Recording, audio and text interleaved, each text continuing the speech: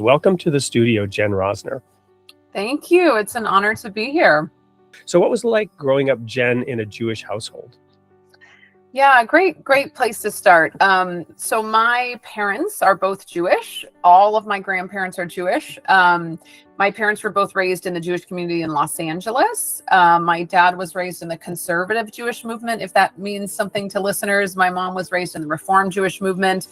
They got married in their early 20s and they moved to Northern California, to Lake Tahoe, California, which is where I was born and raised. I don't think they were planning to stay. I think it was just, supposed to be a fun little stint. There is a war going on in the area of the world that is featured in the story of Esther. Jen, unpack that for us.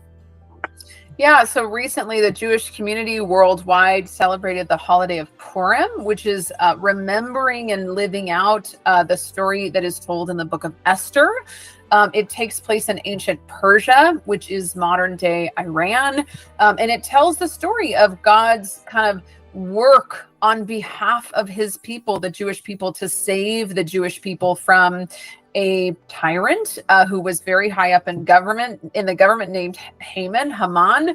And it tells this sort of unlikely story of Queen Esther and the way in which through Queen Esther and Mordecai, God saves his people from a tragedy that was set to eliminate the Jewish people in the Persian Empire. About how, we're celebrating and living out the story of Esther about, a plot against the Jewish people in ancient Persia.